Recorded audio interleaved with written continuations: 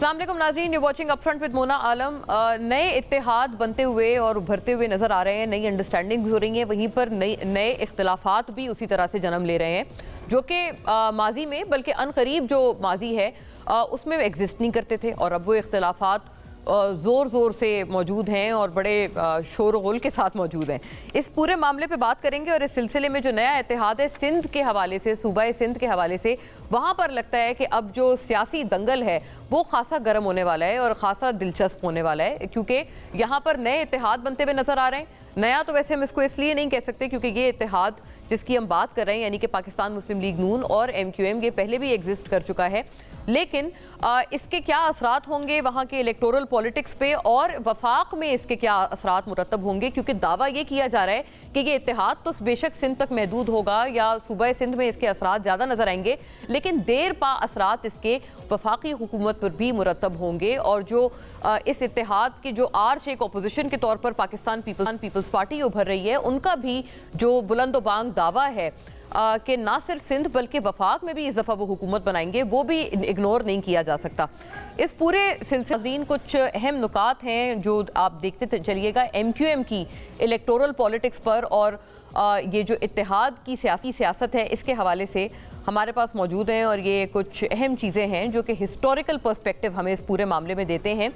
सिंध की सियासत, MQM के सियासी इत्तेहादियों की तारीख़ और ये जो इत्तेहाद है इनकी तारीख देखते चलिएगा नाजरीन। मुत्तहदा कौमी मूवमेंट गुज़श्ता 34 सालों में तकरीबन हर बार वफाकी हुकूमत का हिस्सा रही है और ये नाइबल फैक्ट है। PDM तहरीक इंसाफ, पाकिस्तान पीपल्स पार्टी और मुस्लिम लीग नून से शराकत दारी का तजुर्बा रहा है।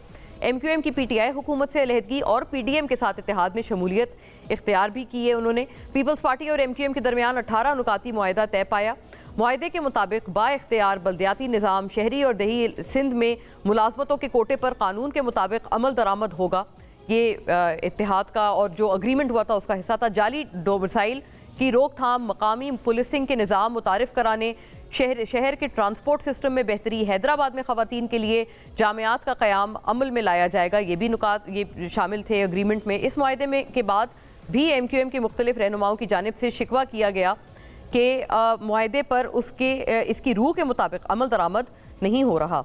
MQM माजी में पीपल्स पार्टी और मुस्लिम लीग नून से तहरीरी मुआहदे कर चुकी है। हुकूमत से अलहदगी के वक्त हर बार वादे शिकनी के शिकवे किए गए। 2008 के इंतखाबात MQM ने कौमी असम्बली की कुल 25 और सूबाई असम्बली की कुल 42 नशस्तें हासिल की। दिसंबर 2008 में मखलूत हुकूमत से निकल गए। 2013 में इंतखाबात में MQM ने कौमी असम्बली की कुल 25 और सिंध असम्बली में 51 नशस्तें हासिल की, जबकि मई 2014 में अचानक फिर पीपल्स पार्टी के साथ सूबाई मखलूत हुकूमत में चले गए। 4.5 माह बाद इस हुकूमत से भी अलग हो गए। MQM के मुताबिक 2018 के इंतखाबात में इसकी नशस्तें छीनी गईं, फिर भी तहरीक इंसाफ की इत्तेहादी हुकूमत में शमूलियत इख्तियार की और तहरीक अदम एतमाद से पहले हुकूमत को छोड़ दिया। ये कुछ तारीख़ी पर्सपेक्टिव है नाजरीन, और इसमें इतना और इजाफा ज़रूरी है करना कि पिछला जो इत्तेहाद बल्कि पिछले से पिछला जो इत्तेहाद था MQM का PDM हुकूमत से पहले जब PTI के साथ था, तो उनके साथ भी अलग होने की या अलहदगी होने की बहुत सारी वजूहात जो बताई गई थी, वो उनमें से एक बहुत अहम वजह ये भी बताई गई थी कि उनके मिसिंग पर्सनस का पता नहीं लगाया जा रहा और उनके वादों के हवाले से और जो वादे किए गए उसके बावजूद भी मिसिंग पर्सनस के ऊपर कोई हुकूमत जो है वो टस से मस होने को तैयार नहीं। ये गिला ऑल्दो ये कि PDM हुकूमत में भी as per very verified sources उसी तरह से कायम रहा, लेकिन उसके बावजूद MQM ने उस तरह से वोकली इसके खिलाफ आवाज़ नहीं उठाई। उस पूरे सिनेरियो में नाजरीन पीपल्स पार्टी का अब जो दावा किया जा रहा है जो कि लेवल प्लेइंग फील्ड और आगे आने वाली हुकूमत से मुतालिक है, बिलावल भुट्टो साहब का ये इस पूरे मामले पे बहुत एक अहम बयान सुनिएगा। प्लेइंग फील्ड हो या ना हो, मैं आपको बता रहा हूं कि पाकिस्तान पीपल्स पार्टी इंशाल्लाह ताला इलेक्शन जीतेगी। जी नाजरीन, बहुत बड़ा दावा कि लेवल प्लेइंग फील्ड ना होने के बावजूद भी पाकिस्तान पीपल्स पार्टी इलेक्शन जीतेगी। तो फिर लेवल प्लेइंग फील्ड क्या Pakistan Peoples Party in other words मांग ही नहीं रही है और वो समझते हैं कि अभी भी जिस तरह का जो भी लेवल एग्जिस्ट करता है इन देयर ओन असेसमेंट उसमें भी वो लोग कंफर्टेबली जीत जाएंगे? ये एक बहुत अहम सवाल है नाजरीन। कुछ दीगर जमातें भी इस किस्म के एतराज़ात उठा रहे हैं, जैसे कि PTI भी उनमें से एक है। आज अली नवाज़ अवान साहब की भी गिरफ्तारी की जो खबरें हैं वो मौसूल हो रही हैं क्या वो भी कोई प्रेस कॉन्फ्रेंस करेंगे या कोई इंटरव्यू देंगे, ये तो वक्त ही बताएगा। लेकिन नाज़रीन, इस पूरे अहम मुद्दे पे आना बहुत ज़रूरी है और इसके सियासी जो असरात हैं उनके ऊपर बात करना, बहस करना बड़ा ज़रूरी है। दोनों तरफ से ऐसे ऐसे दावे किए जा रहे हैं कि जैसे उससे पीछे हटना अब बहुत एक ईगो की जंग हो जाएगी। आफ्टर अ ब्रेक इसके ऊपर बात करेंगे। Stay with us.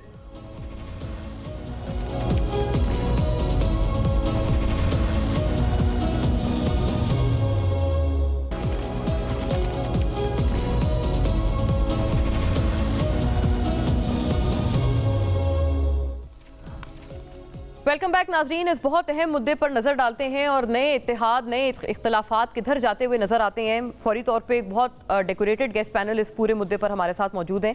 जनाब बशीर मेमन साहब नाजरीन हमें ज्वाइन कर रहे हैं। प्रोविंशियल सदर हैं आप सिंध के, पाकिस्तान मुस्लिम लीग नून के, और सूबे में जो पार्टी को री इन्विगरेट करना है उस हवाले से बहुत अहम जिम्मेदारियां आप निभा रहे हैं। आपको बहुत खुश आमदीद सर, आपके वक्त का बहुत शुक्रिया।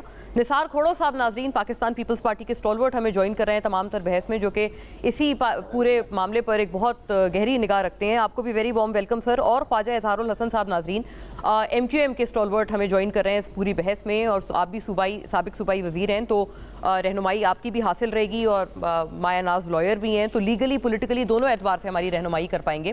बहरहाल बशीर मेमन साहब सर, मैं आपसे बात का आगाज़ करना चाहती हूँ और एक मैं आपसे एक बड़ी एक ऑनेस्ट बात से एक बात की शुरुआत करना चाहती हूँ। शैला रज़ा साहिबा की बात सुनिएगा। गुज़िश्ता रोज़ जब वो हमारे पास थी तो उन्होंने एक बात की, और ये इसमें कोई जैसे कहते हैं ना, कोई गलत भी नहीं है ये वाली बात कि इलेक्टोरली सिंध में क्या प्रेजेंस रही है पाकिस्तान मुस्लिम लीग नून की। उनकी बात सुनिएगा प्लीज़। तो उन्हें नज़र आनी चाहिए जिनके पास जवाज़ ना हो इतनी देर से आने का। हार तो उन्हें नज़र आनी चाहिए जो 10 साल से सिंध में एक सीट नहीं ले सके। हार तो उन्हें नज़र आनी चाहिए जो इस बात के जवाब दें कि अवाम बड़ी मुश्किल में थी, आप सिर्फ बंदियाल साहब के जाने का इंतज़ार कर रहे थे। जी बशीर मेमन साहब सर, 10 साल से एक सीट भी सिंध में ना जीत सके, ये हकीकत तो है पाकिस्तान मुस्लिम लीग नून के हवाले से, और शैला रज़ा साहिबा की ये वाली जो बात है इसमें खासा वजन है। तो आप कोई नई चीज़ सर कर पाएंगे पार्टी के लिए इस प्रोविंस के लेवल पर?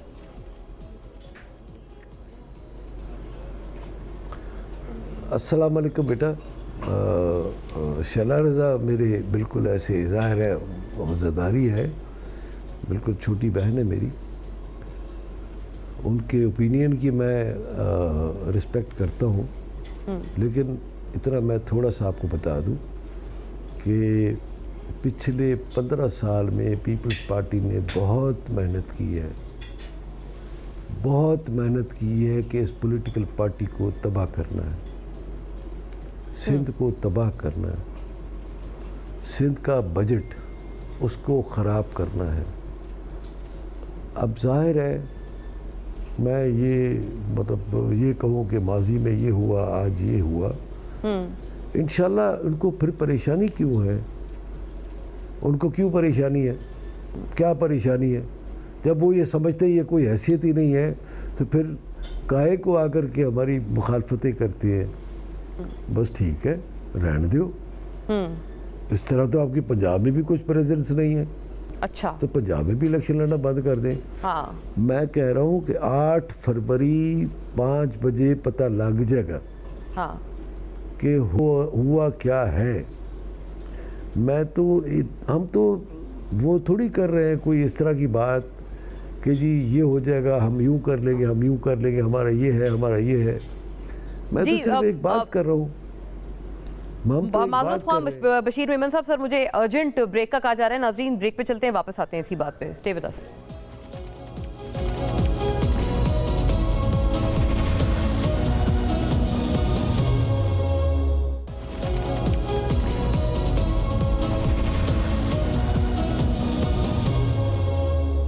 वेलकम बैक नाजरीन।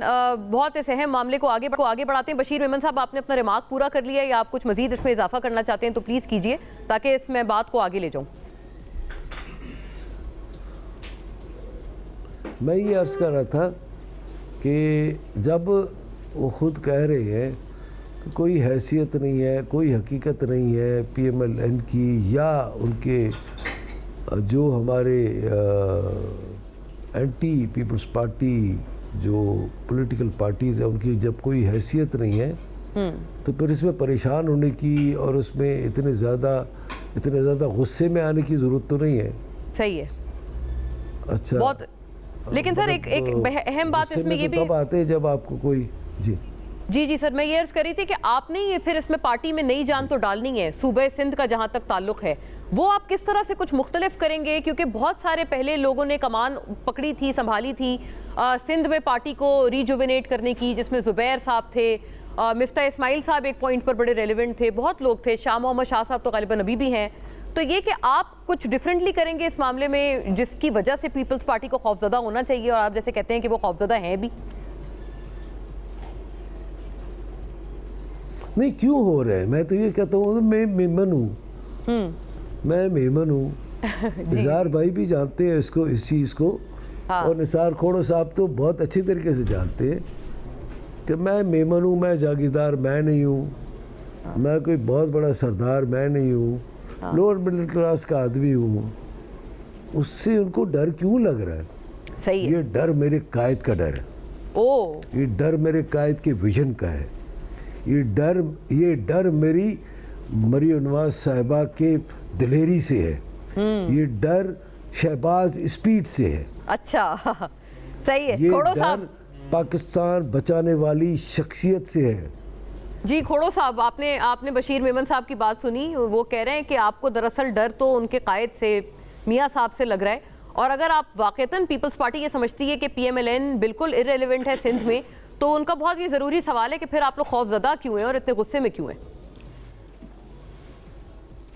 हम कोई गुस्से में नहीं है। परसों भी हमने ऐलान किया कि हम दावत देते हैं सारी पॉलिटिकल पार्टीज को कि आए सिंध में इलेक्शन लड़े। अगर डर होता तो हम ये ना कहते। हम अपने तौर पर हैं खड़े। मियाँ साहब इतने सालों से यहाँ थे नहीं, अपनी मर्जी से मुल्क से बाहर गए थे, अपनी मर्जी से, अपनी हुकूमत से इजाज़त से लेके बाहर गए थे। और इन 4 सालों में मैंने हो, आपने हो, किसी और ने हो, जो कुछ भी बर्दाश्त किया हम बर्दाश्त करते रहे। अब वापस आए हैं, आएंगे, सिंध में भी आएंगे, बशीर मेमन साहब की दावत पे आएंगे, कहीं जलसा होगा, कहीं कुछ होगा। ये सारी पॉलिटिकल एक्टिविटीज़ का हिस्सा है। बात तो दरअसल अवाम की है। बिल्कुल।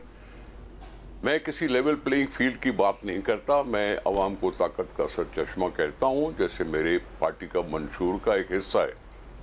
अब उस बुनियाद पर अवाम के पास जाने का हर एक को हक है, और पीपल्स पार्टी वालों को भी हक है। और पीपल्स पार्टी वालों को लोग जानते हैं, और पै दर पे वो सबूत देते रहे हैं पीपल्स पार्टी के साथ देने का। अच्छा। किसी तरह से भी इम्तिहान की घड़ी में पीपल्स पार्टी कुछ बेहतरी हुई है, पीछे नहीं गई।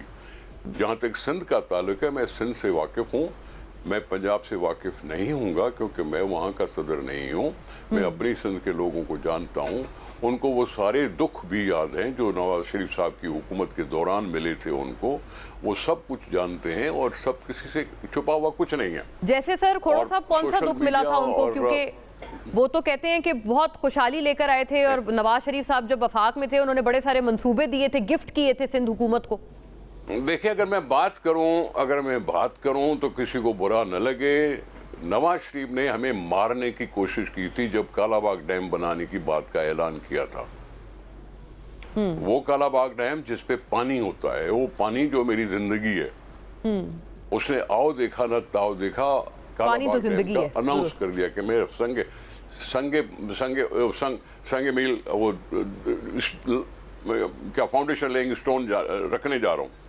ये भूले नहीं होंगे सिंध के लोग। उनकी नीयत उस वक्त जो थी वो सिंध को वाकिफ थी, उससे सिंध वाकिफ थी, तो सिंध को बल पड़ा। ये अगर पुरानी बातों में जाएंगे तो ये सारी चीजें हैं तारीख का हिस्सा। ये तारीख का हिस्सा है जिसमें लोग जरूर सवाल करेंगे कि बाबा हम तो मर रहे थे, तुम तो लंदन में बैठे थे, गए अपनी मर्जी से, पहली दफा नहीं दूसरी दफा एक मुशर्रफ साहब से माफी मांग के गए, फिर अभी बीमारी का बहाना बना के चले गए। अब ये सारी चीजें लोगों को पता है, उनको भी हक है जाने का लोगों के पास, हमें भी हक है जाने का लोगों के पास। अवाम अपने तौर पर कुछ ना कुछ फैसला करते रहे हैं सिंध में, जो पीपल्स पार्टी के ही फायदे में गया है। तो इसलिए हम सिर्फ ये कह रहे हैं अच्छा, कि अवाम आप गोया मोहब्बत कॉन्फिडेंट करते हैं और आप पीपल्स कहते हैं पार्टी अवाम से। को ही डिसाइड करने दिया जाए। ख्वाजा इज़हारुल हसन साहब, ये बात तो गलत नहीं है, अवाम ही डिसाइड करेगी। और जो तकालीफ भी गिनवाई हैं खोड़ो साहब ने, आप उनके ऊपर कुछ तबसरा फरमाएंगे कि हर दफ़ा वो कहते हैं बेयार और मददगार छोड़कर चले गए मियाँ साहब, तो अवाम तो ये चीज़ नहीं भूलेंगे। अभी तो ताज़ा पीडीएम हुकूमत खत्म हुई है। उस 17 महीने में तो मैंने पीपल्स पार्टी की तरफ से कोई भी मियाँ साहब मुखालिफ बयान नहीं देखा। वजीर खारजा समेत 10 वजारतें माशाल्लाह हमारी पीपल्स पार्टी के पास थी। एक बयान जो देखा हो, बल्कि वो तो पीपल्स पार्टी पीएमएलएन को डिफेंड ही करते रही पीटीआई के खिलाफ। हाँ, तो अब ये इलेक्शन जब करीब आता है तो हमारे मुल्क का अलमिया है मोना, हर पार्टी को अपने वोटरों को दिखाने के लिए एक मॉन्स्टर दिखाना होता है, एक दुश्मन दिखाना होता है।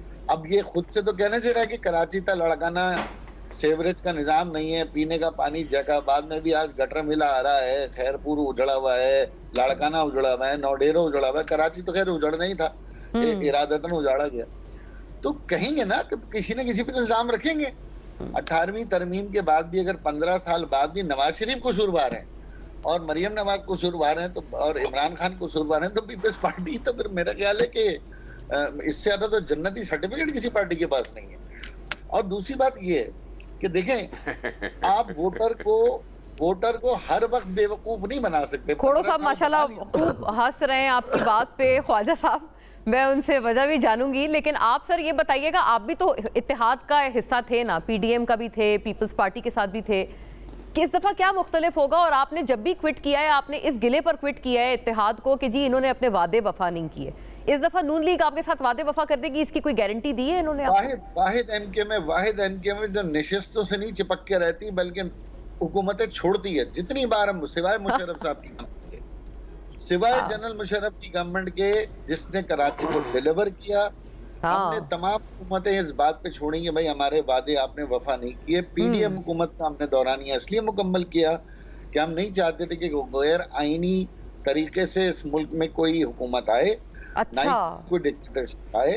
अगर हम इस हुकूमत का साथ भी नहीं देते तो दूसरा रास्ता सिर्फ और सिर्फ डिक्टेटरशिप का था, जो कि हमारी मरून मिन्नत आज ये इलेक्शन की तरफ चले गए। अब बात ये कि हम हुकूमत में जाते ही इसलिए हमारी मजबूरी क्या है मोना, अभी पीपल्स पार्टी का वजीर आजम आ जाएगा, लाहौर में जाके खिदमत करेगा, इस्लामाबाद सजाएगा, जनूबी पंजाब सूबा बनाने की बात करेगा। मियाँ साहब आ जाएंगे, वो भी जनाब लाहौर को सर्व करेंगे। अभी जो कराची है, जो इकोनॉमिक नर्व है, जो पूरे पाकिस्तान को चलाता है, उसकी ना सिंध की जमात फिक्र करेगी, ना विफाक की करेगी, जो पूरे मुल्क का सबसे बड़ा डिफेंस। तो आपको सर कॉन्फिडेंस नहीं है कि पीएमएलएन इस दफा खिदमत करेंगे कराची की, क्योंकि उनके साथ तो आपका फ्रेश अलायंस है और आप माशाल्लाह इतने बाखबर है। ख्वाजा साहब, मैं आपसे ये बात करी थी कि आपने हमारे प्रोग्राम पे कुछ रोज पहले पहली दफा ये इंकशाफ किया था कि ये इत्तेहाद एमक्यूएम का और नून लीग का होने वाला है, और वो हो गया। मैं आपको एक और इंकशाफ भी कर देता हूँ, हुकुम, कि अगले इलेक्शन में पीपल्स पार्टी भी बाहर नहीं रहेगी, ये भी इत्तेहाद का हिस्सा होगी। ओ, बहुत अहम बात है ये। अभी जो हुकूमत आने वाली है 2024 में, उसमें पीपल्स पार्टी भी शामिल है और निसार साहब, खोड़ो साहब मुस्कुरा भी रहे हैं। तो आप ये जितनी बातें कर रहे हैं ना, ये सारी वोटरों को अट्रैक्ट करने, बेवकूफ बनाने के लिए बात में सब वाह जी वाह, वो किस्सा ही मुख्तसर करके खत्म कर दिया। बशीर मेमन साहब, सर आपका भी यही ख्याल है? आपने कुछ फाइल्स भी दी हैं मियाँ साहब को अपनी लेटेस्ट मुलाकात में, तो उस पर भी लोग काफ़ी सोच विचार कर रहे थे कि आप वो फाइल्स के थद्दे किस हवाले से थे? आपके जो साबिक डीजी एफआईए के तौर पर जो आपका एक्सपीरियंस था, उसके मामले में कुछ था? किसके लिए ऊपर नज़ला या बिजली गिराने वाली फाइल्स थी वो? और ये बात आप इत्तेफाक करेंगे ख्वाजा साहब की इस इंकशाफ से कि पीपल्स पार्टी भी अब शामिल हो रहे हैं आपके इस इत्तेहाद में? मतलब 3 इत्तेहादी अब अभी हमारे साथ स्क्रीन पर बैठे हुए हैं।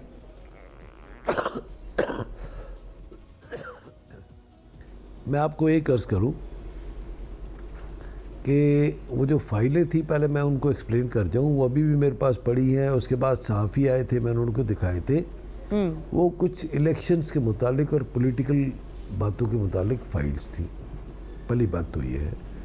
दूसरा ये है कि मुझे एफआईए छोड़े हुए 4 साल हो गए, तो फाइलें मेरे पास अभी तक क्यों मौजूद होगी? वो इस वक्त भी फाइलें एफआईए में मौजूद हैं और हुकूमत में रहे हैं। पीडीएम की हुकूमत रही, पीपल्स पार्टी उनकी शराकतदार रही, तो उस वक्त मतलब हो सकता था। तो इसका मकसद है ये किसी के ख़िलाफ़ नहीं थी, ये हमारी अपनी पॉलिटिकल वर्किंग की फ़ाइल थी। वो मेरे पास कॉपी पड़ी है, कहेंगी तो मैं आपको भी दिखा दूंगा। वेरी फेयर सर, आपने अब आ जाए बखूबी इस एक्सप्लेन बात कर पे दिया कि कोई भी ना डरे फाइलों से। हाँ तो हाँ, अच्छा, दूसरा, इनके लिए फाइलें लिखाने की ज़रूरत ही नहीं है। किन के लिए? फाइलें जो है वो हर इदारे में, किसी के लिए भी, हर इदारे में उनकी फ़ाइलें मौजूद हैं। FIA में मौजूद है, नैब में मौजूद हैं। जिस तरह एक फ़ाइल अभी तक मौजूद है किसकी फाइल सर? के खिलाफ, वो जो मनी लॉन्ड्रिंग वाला, नहीं, मनी लॉन्ड्रिंग और उसकी वो जो हुई थी फॉरेन फंडिंग, वो अच्छा, अभी तक अच्छा, स्टे लगे हुए PTI वाली, कोर्ट में हाँ। वो चल रहा है कि केस। फिर एक और फाइल भी मौजूद है। अब चूंकि वो मैं आपको रिक्वेस्ट कर चुका था कि मैंने कहीं जाना है इमरजेंसी में, तो वो फाइलें भी मौजूद हैं। लेकिन मैं थोड़ा सा इजहार भाई के बातों इजहार पे ऐड कुछ कर दूं जी। कि पीपल्स पार्टी के पास जो बयानिया है, इजहार भाई ज़ाहिर है पढ़े लिखे आदमी है, वो उन्होंने बात की। मैं उनको कहूँगा कि पंजाब में अगर पंजाब में पीपल्स पार्टी खड़ा होकर के ये कह दे कि हम कराची को लाहौर को कराची जैसा बना देंगे, फिर फैसलाबाद को हैदराबाद जैसा बना देंगे। इजहार भाई आप हंस क्यों रहे हैं यार? खुदा का वास्ता, मैं आपसे संजीदा बात हो रही है। हाँ अच्छा, हाँ, इजहार भाई मैं साहब संजीदा भी बात कर रहा मुस्कुरा रहे हैं। हूँ। ओके। अच्छा, ये खड़े होकर के कह सकते हैं सुने इजहार भाई, आपको गुस्सा, आपका हंसी क्यों आ रही है? मैं कोई लतीफ़ा थोड़ी सुना रहा हूँ। पीपल्स पार्टी पंजाब में ये बयानिया लेकर के जाएगी कि पंजाब के इरिगेशन सिस्टम को हम सिंध जैसा इरिगेशन सिस्टम बना देंगे, और पंजाब का जो सिस्टम है बारिश के पानी की निकासी का, उसका सिस्टम अब वैसा बना देंगे, और कराची जैसा मिसाली शहर हम इस्लामाबाद को बना देंगे। कर सकते हैं। और जो यहाँ पे एडमिनिस्ट्रेशन का हाल है, अमन अमान की जो सूरत हाल है कराची की, शहर में गली गली में नुक्कड़ पे जवाब ले लेते हैं ना बशीर साहब, चल रही है, वही हाल हम हाँ, लाहौर का। मैं जवाब भी ले लेती हूँ क्योंकि ख्वाजा साहब ने तो चले जवाब दे दिया आपकी बात का। इजहार भाई को अब उनका जवाब तो हम समझ गए, लेकिन इजहार भाई अब खोड़ो हंस रहे हैं, साहब। मैं लतीफ़ अच्छा जी, खोड़ो साहब, आपसे मुझे ब्रेक का भी कहा जा रहा है। मेरा ख्याल है ब्रेक पे हमने जाना है, या खोड़ो साहब से हमने पहले बात करनी है? खोड़ो साहब, ऑल राइट, ब्रेक का मुझे कहा जा रहा है खोड़ो साहब, ताकि आप अपनी बात मुकम्मल कीजिएगा। आपको बहुत एक अहम चैलेंज थ्रो अप किया है बशीर मेमन साहब ने। स्टे विद अस नाज़रीन।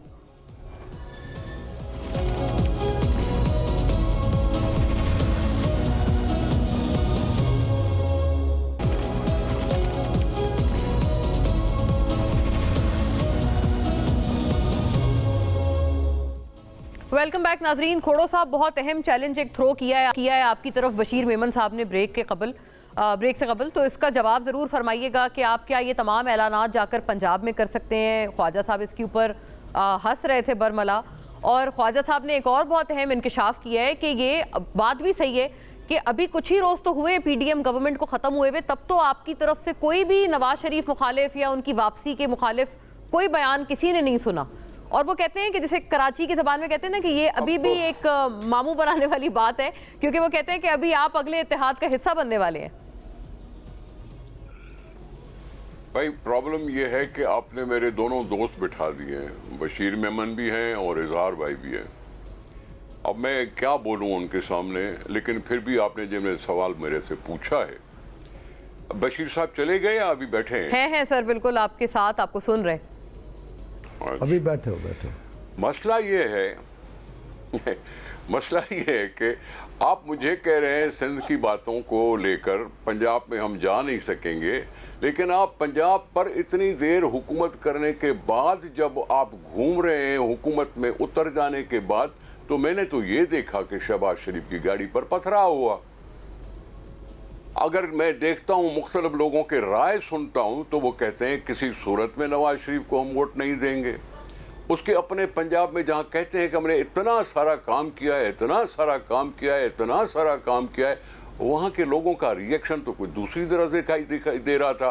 तो वो खुद बताएं कि वो पंजाब में जाके क्या कहेंगे लोगों को, सिंध में आने की बात तो दूर है। अच्छा, रही बात यहाँ के, हाँ देखो इजहार भाई, तुम्हें मजा कैसे आएगा? तुम अभी उनके इत्तेहादी बन गए हो, तुम अभी उनके इत्तेहादी बन गए हो, तुम कैसे मजा आएगा तुम्हें? भाई मजा नहीं आएगा। जब मैं इज़हार भाई मजलूम, जब मैं बोलूंगा तो आपको जब मैं बोलूंगा तो आपको मजा नहीं आएगा इज़हार भाई। सही जी, खोड़ो साहब आप मुकम्मल कर लें। सही। अब बाबा इज़हार भाई, आपको मुबारक हो सर, आप हर हुकूमत में होते हैं, आप हर हुकूमत में होते हैं, और जब कभी हुकूमत आपको नहीं मिली तो आप कह रहे हैं कि हमारी बात सुनो, हमें हिस्सा दो, हमें हिस्सा दो, ये भी कहते सुना मैंने आपका। तो ये सारी चीजें अपनी जगह पे। लोग देखें इज़हार भाई, हमने सबने लोगों के पास जाना है। आप टूट गए आपस में, मैंने कुछ नहीं कहा, आप मिल गए आपस में, मैंने कुछ नहीं कहा। अच्छा, टूटना मिलना भी ठीक है, का भी आपका ये सब कुछ मिलना भी आपका हक है। बल मिल गए आप, ठीक है, मिल गए। रही बात ये कि हम अवाम की बात क्यों नहीं करते? पीपुल्स पार्टी ने क्या सिंध में किया, क्या नहीं किया, वो हमें पता है, लोगों को भी पता है। हम पंजाब में अगर कमजोर हैं तो नवाज शरीफ भी कमजोर हो गया है। अब तो मुकाबला अपनी जगह पे पंजाब में जाएगा, अब तो मुकाबला अपनी जगह पे पंजाब में होगा, किसके बीच में पंजाब में होगा। नहीं, लेकिन खोड़ो साहब एक और जो उन्होंने बहुत अहम बात की, वो इस तमाम बातों के बीच वो ये थी कि अभी भी आप लोग नए इत्तेहाद का हिस्सा होंगे। ये इंकशाफ किया है, ये एक उन्होंने जैसे कहते हैं ना फ्यूचर की प्रेडिक्शन दी है, एक नजूमी के इल्म का मुजाहिरा किया है ख्वाजा साहब ने। देखिए बात सुने, ख्वाजा साहब को मुझसे मिले हुए 4-5 साल हुए, वो मेरे से मिले ही नहीं। मैं कहता रहता हूं कि मिल जाओ, मिलो मिलो, लेकिन वो नहीं मिलते। लेकिन चलो ठीक है, उन्होंने बोल दिया इत्तेहाद में आ जाएंगे, ये करेंगे, वो करेंगे। आप खुद बोलो कि कल एमक्यूएम नहीं थी पीएमएलएन के साथ, हुकूमत में जरूर थी, आज उनके साथ हो गए। कल परसों उनके ऊपर ऑपरेशन करवाया था नवाज शरीफ ने, फिर उसके बाद फिर उनके साथ मिल गए 1997 में मिल गए। फिर नवाज शरीफ को जिसने निकाला मुशर्रफ ने, उसके साथ बैठ गए। इनकी बात छोड़ दें यार, ये कुछ और मसला है, ये इनका कुछ और मसला होता है इज़हार भाई, तो बुरा ना माने। खोड़ो साहब, आपने अपना सर जवाब नहीं दिया, ये आपने बहुत अहम बातें की हैं और बहुत तल्ख माजी आपने याद कराया है। मैं इसका जवाब जरूर मांगती हूँ, लेकिन आप अपना भी जवाब जरूर फरमाएं। आप, ऐसा मुमकिन है, मुमकिनात में ये हो सकता है कि आप नई हुकूमत 2024 में जो बनेगी, पीएमएलएन, एमक्यूएम और पीपल्स पार्टी, एक दफा फिर आप इनके साथ हो जाएंगे? देखिए बात सुने, पाकिस्तान तो क्या सारे मुल्कों में मखलूत हुकूमत बनाने का एक तरीका होता है। फर्ज करो अगर नवाज शरीफ साहब को उतनी मेजॉरिटी नहीं मिलती तो वो क्या करेगा? आपके पास आएंगे। फर्ज करो, फर्ज करो इमरान खान को नहीं मिली थी तो उसने क्या किया था? सही, इत्तेहादी ढूंढे थे। उसने भी अपने साथ लोग मिला लिए थे। हाँ, उसने इत्तेहादी ढूंढे थे, वो इत्तेहादी छोड़ गए उनको। ये बहुत सही बात है, ये तो प्रैक्टिकल बात कर रहे हैं ना हम। की हुकूमत, जी सर, बिल्कुल प्रैक्टिकल बात है। प्रैक्टिकल बात मैं कर रहा हूँ, प्रैक्टिकल बात मैं कर रहा हूँ। इलेक्शन में हर एक पार्टी अपने अपने प्लेटफॉर्म से लड़ेगी। पंजाब में अपनी कितनी सीटें लेते हैं, नई सीटें हैं, वो इलेक्शन के दिन पता चलेगा। जैसे बशीर मेमन साहब ने कहा, सिंध में कितना जीतती है वो भी पता चल जाएगा। और बशीर मेमन साहब से मैं इसका जवाब मांगती हूँ सर, आप तनकीद भी थोड़ा हौले हौले करें पीपल्स पार्टी पे। वो कह रहे हैं अगर मियां साहब को सीट्स पूरी नहीं मिलेंगी तो फिर वो आएंगे फितरी तौर पर, जाहिर है पीपल्स पार्टी के पास, जरदारी साहब के पास या बिलावल साहब के पास। ख्वाजा साहब, आपको भी सर माजी याद कराया और ये बिल्कुल ये एक हकीकत है कि पीएमएलएन ने खासा क्रेडिट लिया है कि कराची में दहशतगर्दी को जो पाक किया है कराची से, वो पीएमएलएन ने किया है।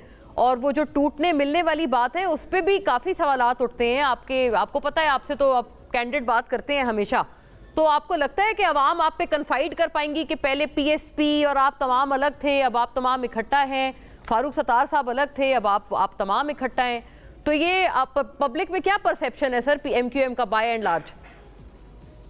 देखिए, जुड़ने में तो बहरहाल मोहब्बत में जुड़ने में तो किसी को कोई इख्तलाफ नहीं है, सब लोग खुशी हैं इस बात पर। जाहिर है एक ही जमात एक ही कौम के होते हुए आपस में लड़ रहे थे, 3 जमात 3 धड़ों में तकसीम थे, हम माशाल्लाह हम सब एक हो गए। तो मैं समझता हूँ इस पे तो पब्लिक बहुत मुतमईन है। लेकिन जहां तक आपने फरमाया माजी के मजालिम, हमारा मसला क्या है? हमारा मसला इस शहर का मसला है। जो असल प्रॉब्लम है वो कराची से मसला है, कराची और सिंध का मसला है, कराची और पाकिस्तान का मसला है। कराची की जो डायनेमिक्स है वो सिंध की पॉलिटिक्स और पूरे पाकिस्तान की पॉलिटिक्स की डायनेमिक्स से डिफरेंट है। यही वजह है कि कराची में 2013 से 2018 तक ना एमकेएम विफाक में थी ना सूबे में थी। 1984 पहले भी एमकेएम नहीं थी। लेकिन इस शहर को किसी ने ओन नहीं किया, बल्कि इस शहर से लूटने खसूटने का सिलसिला जारी है। 18वीं तरमीम के बाद वो मजीद दोबाला हो गया। जो बजट सिंध का 260 अरब रुपए का था, माशाल्लाह आज वो 2000 अरब रुपए से ऊपर चला गया और सिंध का रोना धोना अपनी जगह पे हुक्मरान होगा। तो हमारा मसला ये कि जब भी विफाक में कोई आता है या सूबे में वजीर आला आता है, कल सूबे में जो भी वजीर आला आएगा वो सूबे का वजीर आला होगा और इस वजीर आला से भी मुलाकात करते हैं, जिस तरह माजी में हम चीफ मिनिस्टर सिंध पीपल्स पार्टी से भी मिलते रहे। तो इसी तरह फेडरेशन में नहीं तो सर ख्वाजा साहब आप पे भी तो ये वाली बात करते हैं ना कि एमक्यूएम ने क्या वफा की आपके व्यू में कराची वालों से या शहरी सिंध से वफा की क्या एमक्यूएम ने? क्योंकि जिन लोगों से आप गिला करते हैं उन्हीं के साथ तो आप लोग इत्तेहाद में होते हैं अक्सर व बेशतर।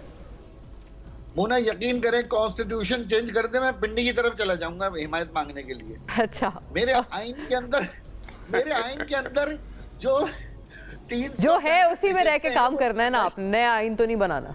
सही है। आप मुझे बता दें पावर कॉरिडोर्स किधर है, इख्तियार किधर है, मैं उधर चले जाऊंगा। मैं चीफ जस्टिस सुप्रीम कोर्ट से बात करने चले जाता हूँ।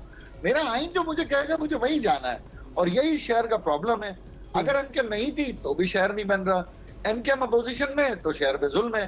तो लाजमी एमकेएम हुकूमत में होगी तो शहर में काम होगा। ये शहर वाले समझ चुके हैं। अच्छा, ये आप समझ चुके हैं कि शहर वालों को इतना पता है कि शहरी जो सिंध है सबको जाहिर है बाशमूल कराची के एमक्यूएम जिस हुकूमत में होगी उसका कोई बन सकता है, वो कराची के लिए काम करेंगे। बशीर मेमन साहब, सर वो जो ऑपरेशंस की याद दहानी करवाई है वो तो दुरुस्त करवाई है ना खोड़ो साहब ने, जो कि नवाज शरीफ साहब ने कराची में किए थे और बहुत दफ़ा क्रेडिट भी लिया है उन्होंने इस बात का। और आपसे भी ये गिला वो कर तो रहे हैं, ख्वाजा साहब ने ये तमाम जमातों से किया है कि ख्वाह कोई भी वफाक में हो या सिंध में हो, किसी ने कराची के साथ या शहरी सिंध के साथ उनके हुकूक के साथ वफा नहीं की। आप लोग कुछ मुख्तलिफ करेंगे इसी तमाम चीज़ में रहते हुए, यही क्या कहते हैं पुराने जमा खर्च पे? अब ख्वाजा साहब का मैं वो तो नहीं करता। जो ऑपरेशन हुआ था वो इस वक्त एमक्यूएम नहीं है। इस वक्त एमक्यूएम वो है जो वाकई मुत्तहदा कौमी मूवमेंट पाकिस्तान है। ये ऑपरेशन हुआ था मुत्तहदा कौमी मूवमेंट लंदन के खिलाफ। ओ, फर्क बता दिया आपको, ठीक है, रखना चाहिए। अच्छा, और दूसरा सर मैं आपको एक और, सर मैं अगर गलत कह रहा हूँ तो इजहार भाई मुझे माफ कर दे। सही है ना इजहार साहब, ख्वाजा साहब? फिर मैं आपको एक जी ठीक है। अच्छा, अब मैं आपको बताऊं, मैं आपको थोड़ा सा अर्ज करूं कि कोई मतलब मुत्तहदा कौमी मूवमेंट इस शहर में भारी मैंडेट रखने वाली जमात है।